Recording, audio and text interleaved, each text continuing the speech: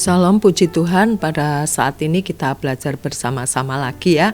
Biarlah kita tidak pernah bosan ya, karena firman Tuhan itu adalah fondasi dalam setiap kehidupan orang percaya. Dan sebelum kita belajar bersama-sama, kita akan berdoa. Mari kita berdoa dengan sikap doa yang baik. Terima kasih kepada Tuhan, pada saat ini Tuhan kami diberi kesempatan untuk belajar firman-Mu. Firman Tuhan yang tidak pernah berubah dahulu, sekarang hingga selamanya, yang senantiasa menopang kehidupan kami, yang senantiasa menguatkan kami di saat kami lemah, di saat kami sakit, di saat kami terpuruk. Firman-Mu lah yang menjadi kekuatan dan sandaran hidup kami. Saat ini kami mau belajar lagi akan firman Tuhan. Tuhan berikan kami hikmat supaya kami mengerti apa yang menjadi kehendak Tuhan dalam kehidupan kami. Terima kasih Bapa, di dalam nama Tuhan Yesus, haleluya, amin. Puji Tuhan. Saat ini kita belajar bersama-sama di dalam kitab Kejadian. Kitab Kejadian pasal 29. Puji Tuhan, saya akan memberikan tema yaitu Tuhan melihat kedalaman hati kita. Puji Tuhan. Bapak Ibu Saudara yang dikasihi oleh Tuhan, kalau kita membuka Kejadian pasal 29 dengan perikop Yakub di rumah Laban, tentu ingatan kita akan kembali disegarkan bagaimana asal mula Yakub ini sampai melarikan diri ke rumah paman Laban karena ada perselisihan dengan Esau. Dari asal mula semangkok kacang merah itulah yang menjadikan Yakub dikatakan artinya adalah menipu atau penipu, sehingga dia harus melarikan diri karena Esau juga tidak rela hak kesulungannya diambil oleh Yakub ya, dibantu dengan ibunya.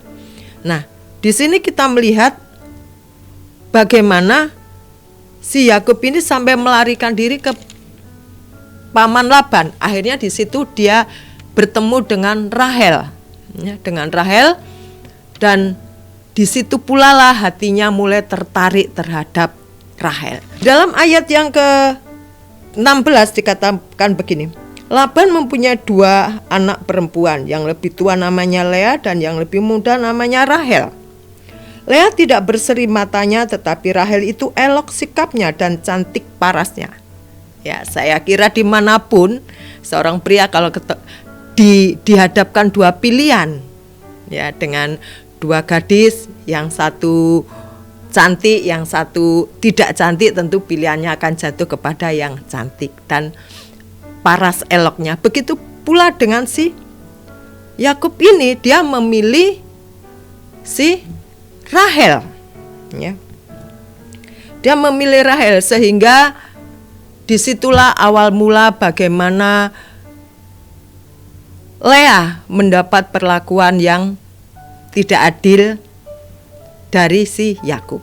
Ya. Ayat 18 mengatakan begini, Yakub cinta kepada Rahel, sebab itu ia berkata, aku mau bekerja padamu 7 tahun lamanya untuk mendapat Rahel, anakmu yang lebih muda itu. Saud Laban, lebih baiklah ia aku berikan kepadamu daripada kepada orang lain, maka tinggallah padaku. Jadi bekerjalah 7 tahun lamanya untuk mendapatkan Rahel itu, tetapi yang 7 tahun itu dianggapnya seperti beberapa hari saja karena cintanya kepada Rahel. Ayat 22, lalu Laban mengundang semua orang di tempat itu dan mengadakan perjamuan. Tetapi pada waktu malam diambilnya Lea anaknya, lalu dibawanyalah kepada Yakub, maka Yakub pun menghampiri Lea. Ternyata pernikahan itu bukan antara Yakub dan Rahel, karena Lea anak yang nomor 1. Nah, ya, karena Laban punya 2 anak yang sulung, diberikannya si Lea, ya. Lalu di ayat yang ke 28 tetap pasalnya yang ke 29 dikatakan, maka Yakub berbuat demikian, ia menggenapi ke-7 hari perkawinannya dengan Lea. Kemudian Laban memberikan kepadanya Rahel, anaknya itu menjadi istrinya. Lagi pula Laban memberikan Bilha, budaknya perempuan, kepada Rahel, anaknya itu menjadi budaknya. Nah, sikap Yakub ini tidak adil untuk membagikan cintanya kepada Rahel dan kepada Lea, karena memang hatinya tidak ada sama Lea, ya, wajar ya. Menurut ukuran orang dunia wajar, sehingga Lea ini mengalami apa ya istilahnya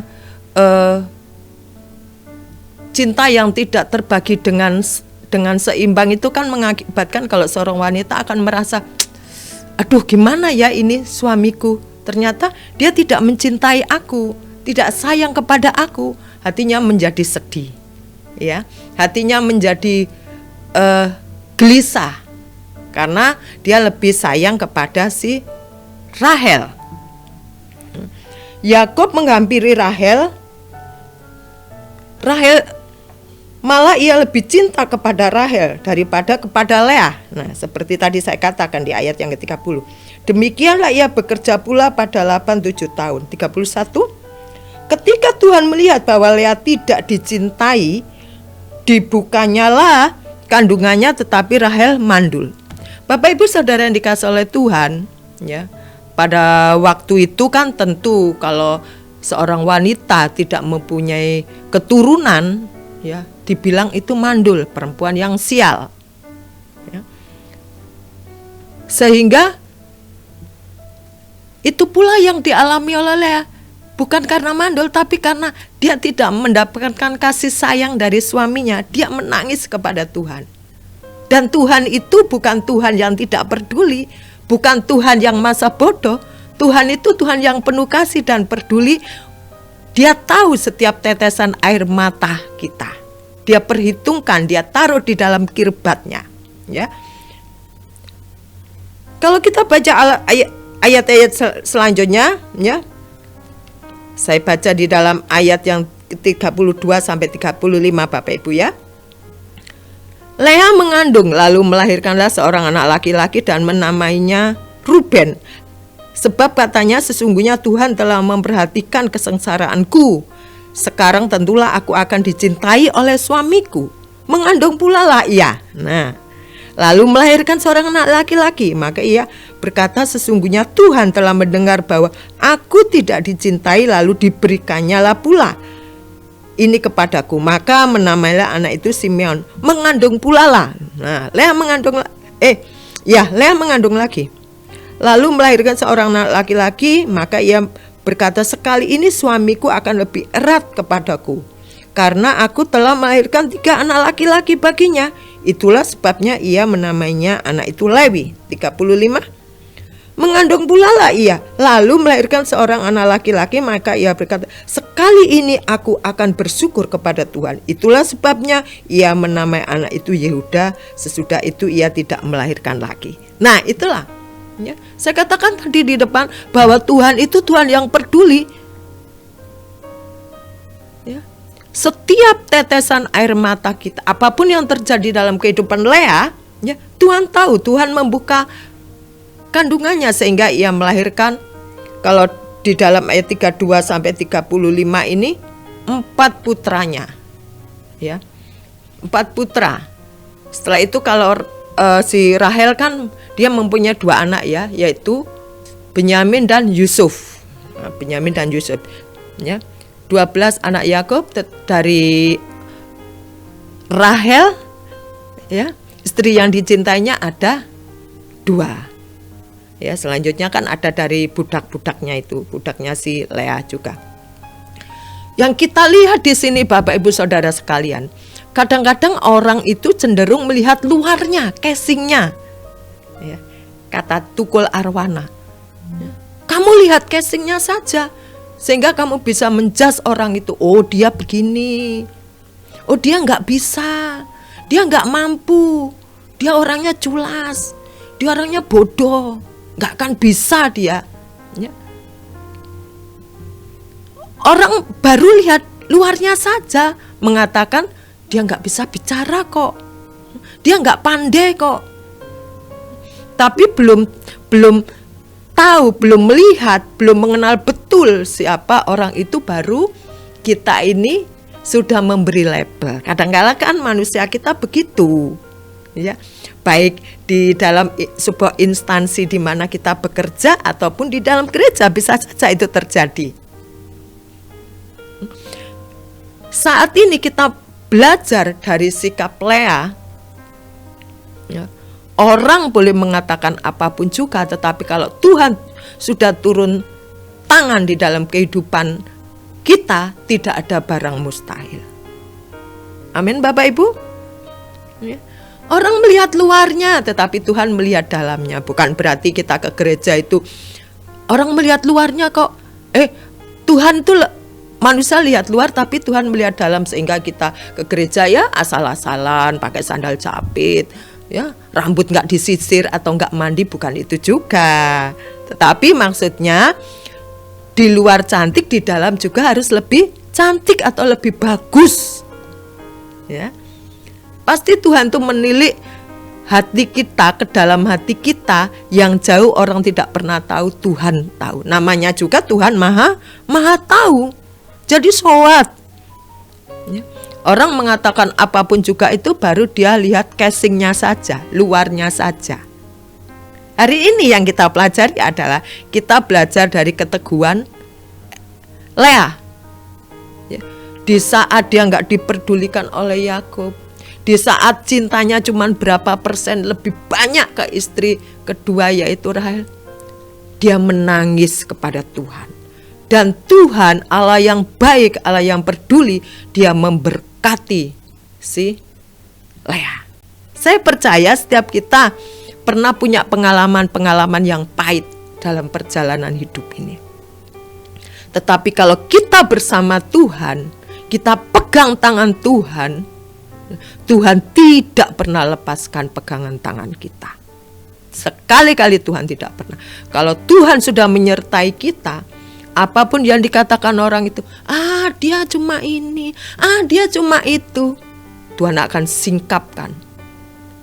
Kalau Tuhan sudah menyertai, apa yang orang bilang tidak, Tuhan bisa katakan bisa dan jadi.